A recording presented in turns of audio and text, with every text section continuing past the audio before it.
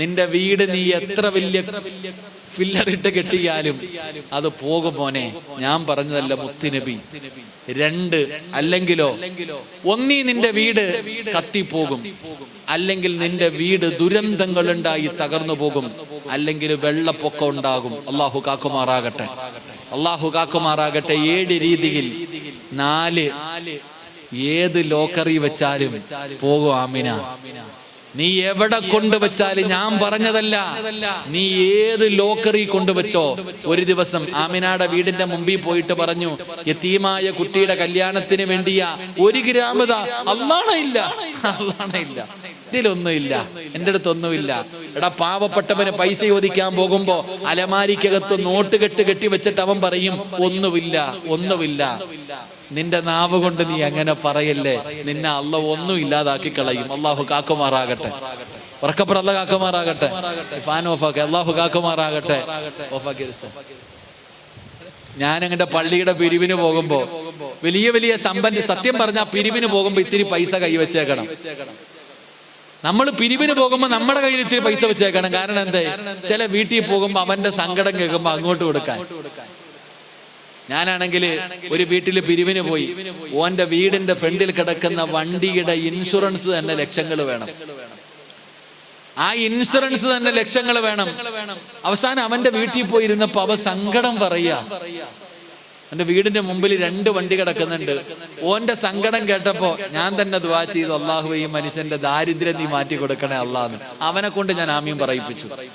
കാരണം അത്രയും കള്ളത്തരം. എടോ, നിങ്ങൾക്കറിയോ, കണ്ണാടിയുടെ മുന്നിൽ പോയി നിന്നിട്ട് സ്വന്തം മുഖം നോക്കിയിട്ട് നമ്മൾ തന്നെ പറയരുത് ഗ്ലാമർ വെച്ചു എന്ന്. പറയാൻ പാടില്ല.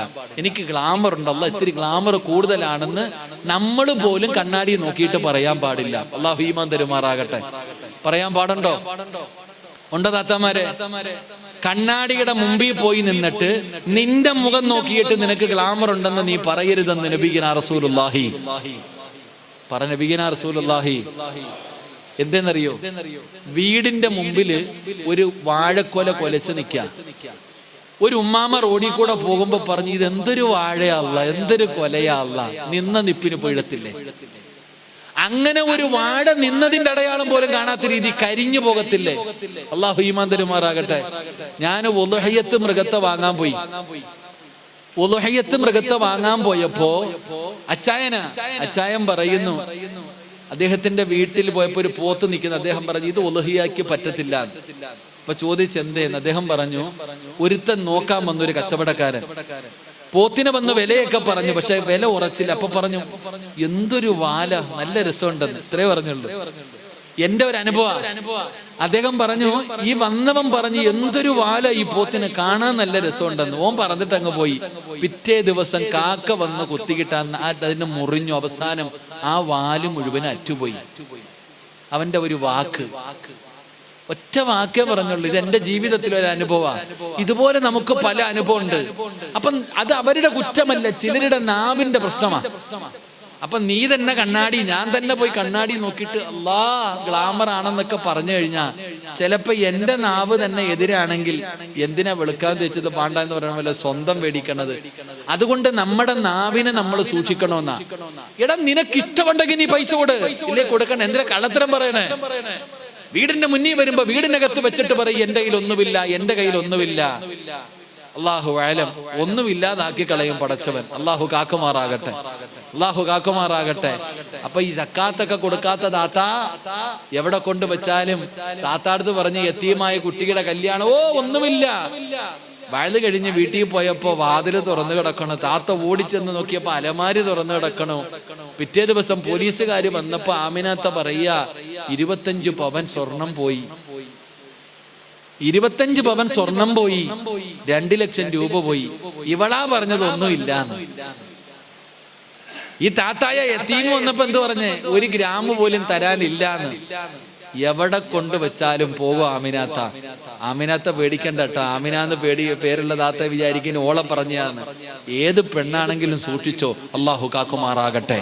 അല്ലെങ്കിൽ ആ അബൂബക്കർ തങ്ങൾ പറയുകയാ, കൂട്ടിവെച്ചോ, സർവ്വതും കൂട്ടിവെച്ചോ. എന്തിനാണെന്നറിയോ? മരുന്ന് വാങ്ങാൻ. എന്തിനാ?